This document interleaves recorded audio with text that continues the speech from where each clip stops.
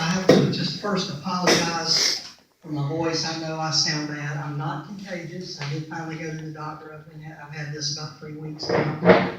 And usually every winter, I'm either going to get sick in November or February. So I just get all the congestion and sore throat. And come back the other day. So I apologize about my voice, but I'm feeling good and I can talk. So we're good to go. Thank you, Pastor Ken, for inviting me to come and speak to your men's group. It's an honor to be here. My name is Raymond Johnson. I'm with Biblical Concepts Ministries. We're a non-denominational Christian ministry, and I've got some brochures over here if you're interested. But we exist. The Lord laid it on my heart to start this ministry back at the end of 2008. I felt the need to go back and teach the church and involve them in biblical principles concerning civil government. There's only 3 institutions in the Scripture: the family, the civil government, and the church. And so, but our mission is that we're here to educate, motivate, and activate the body of Christ in civil and community service in order to defend our religious liberty and freedoms. So that's what we're here for. We offer free seminars teaching biblical concepts of civil government and some other things, American godly heritage and these things. And I remember we taught here, it was back in 2012. And we actually sent out a mass mailer to some of the churches for our Souls to the Polls ministry. It was 2012. That was the election time. We worked with that. I call it Souls to the Polls. We sign up churches, and Pastor Ken has helped us. So that's kind of how I met him. We got the mailer, and we've been friends ever since. I appreciate pastors that did call me. So another thing that we do, in addition to teaching these biblical concepts of government, is our Souls to the Polls, which is simply just engaging the church with to make sure that we turn out and vote our values during election times.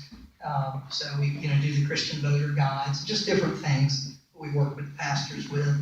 But one of the main things that we've been doing for several years now, I got this ministry going in 2011, and I did try to do it full time for a while, but we're not a funded ministry, so I do work. And actually, I've been doing campaign management for 10 years. I don't want you to feel that I'm just some major political hack. I work amongst a bunch of them, and it's not a godly business. So I'm very strict. I work only with conservative Christian Republicans. If there was a Democrat that would do Christian values, and I can actually get to that in a minute. That's a very, very, very, very rare thing. But we're not here it's not about party politics. I am just here to ensure that we implement biblical principles in government and live, the church that we get involved the best we can. So this human rights ordinance is something that we've been working on for several years now. And I can see that perhaps this is one of the reasons why the Lord laid this on my heart to start this ministry, because I think we needed it for a time such as now. So I'm going to tell you a little bit about the Human Rights Ordinance. I don't want to spend my time, so I have about 30 minutes. So I'm going to try to tell you as much as I can about the Human Rights Ordinance. So why don't we just go ahead and jump in. And I'm going to show you some PowerPoints, and then I have some other things to tell you. So let's just lay the foundation. What is a Human Rights Ordinance? What you're looking at on your screen there.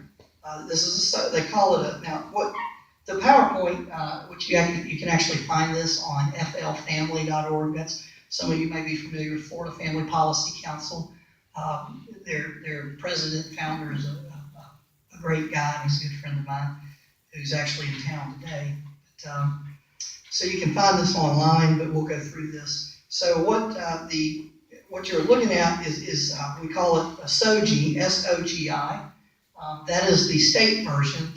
What we're going to talk about here that's local is actually being pushed on a statewide level. I'm sorry, I don't know exactly how many states, but I think maybe 22. But there are a number of states that have passed these laws called SOGIs. So what this does is create special rights for LGBT, that's lesbian, gay, bisexual, transgender citizens. Creates new protected class for sexual orientation and gender identity and expression You can go on to the next slide there. Let me make sure. I'm using my paper thing, so I want to make sure I'm following right. So what this really does is it creates a new legal battleground in religious liberty, as you can see on your screen. So we're talking about the right to worship versus the right to free exercise of religion. I apologize for the cough tonight. You can go on to the next slide. Okay, so what is creating the problems? The non-discrimination law, sometimes called a human rights ordinance, which is in our case, which have developed the name, it's also SOGI. I'm going to tell you what that means. It obviously stands for the Sexual Orientation Gender Identity Laws. The HRO, they call it a human rights ordinance. We're going to talk about the agenda in a minute, but so isn't that lovely? Isn't that a wise strategic move with some people with an agenda to hoodwink, if you'd say, the mass of population? Let's just sell everybody on human rights and anti-discrimination laws. It's not about discrimination. That's not what we're dealing with. And by the way, let me back up. I guess everybody here knows that on the 14th, I guess that was a week ago, the city council here did pass this law. We have 19 members of the city council. One did not show up. That was kind of a strategy by those that were trying to push the HRO. The lady that didn't show up, the one councilman, is in severe legal trouble, and I've heard she may not be back in the council for a while. The city's actually suing her family business.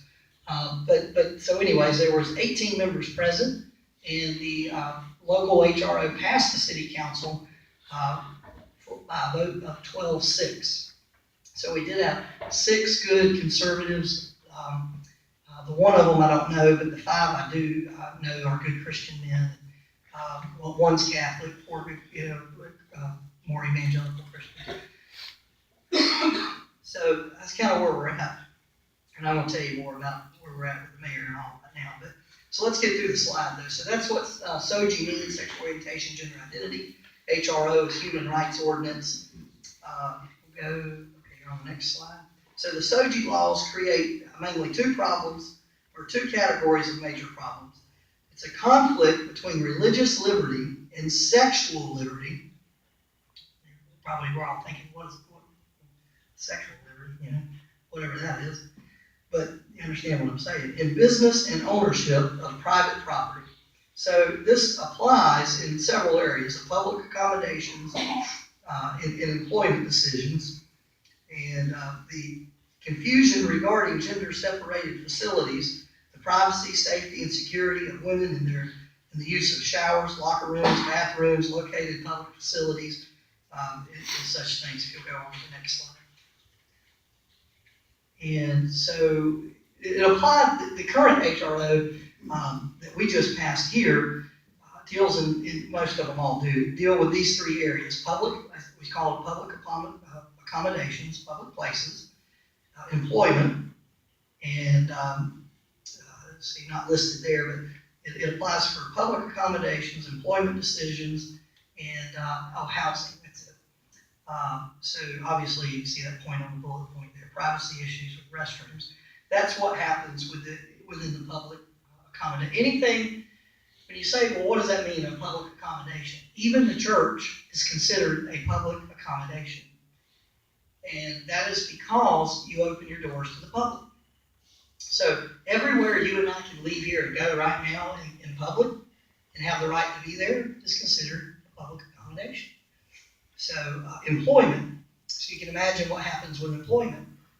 If you, as an employer, if there's a reason that I let an employee go, everybody doesn't necessarily know all the time if you identify as a LGBT, a homosexual. It's not like, obviously you kind of look at people and sometimes wonder and think and all, but there's a lot of people that you don't know. So if an individual gets fired on the job, then this person turns around and claims, well, he fired me because I was homosexual, so this is discrimination. And what this agenda and movement has done is hijack the discrimination argument to further their agenda, which is ultimately just totally criminalizing any opposition that they have. That's what they're doing. So, and of course, you can understand, like with the church, for instance, are we protected? If they pass this law, this bill is saying that they have a religious exemption here in our local ordinance. But the problem is, do we really have a protection? So if Pastor Ken doesn't want to hire, a transgendered man that dresses as a woman to work in the nursery. Now you're going to sue the church and say that you discriminated. So you see what I'm saying? This is the kind of stuff that the minority status people, for instance, say, well, you didn't hire me because I'm black or I'm Asian. Okay? And to compare this to what the African American community went through is just totally insane. I'm sure you know your history and what all went on. But anyways, okay. Let's see here. I'm going to follow along. So the tension in the rights. You have core expression, First Amendment constitutional rights versus newfound sexual liberty, liberty or erotic liberty. So we're saying that now we've created a sexual right and a sexual liberty that now trumps religious freedom. So I have a right to just do anything, and hey, that's okay, and it's protected by the law. You go to the next slide. Let me just show you where this is heading in government today. I cannot pronounce this individual's name, so I'm not even going to try to.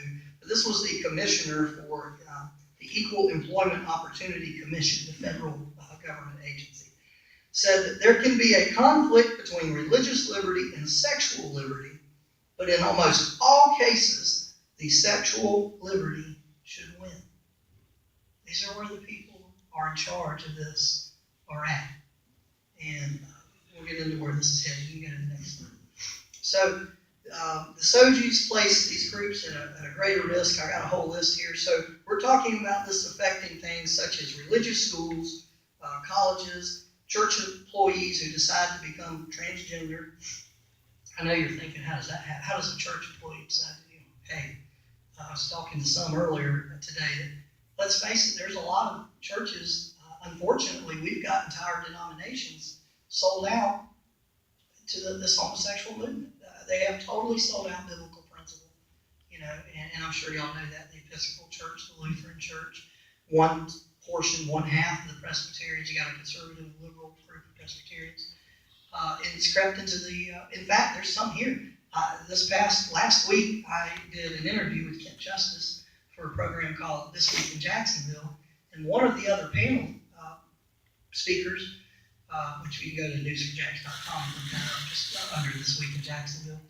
But I'm trying to remember which church it was, but it's a woman pastor from, it's Avondale United Methodist, but anyway, one of the churches over on the west side. And she supports this homosexual rights under the guise that this is a human right. And people are now protected and safe, and we should just love everybody. So, but that's not what it's about. So anyway, you can see on screen, businesses provide goods and services for weddings,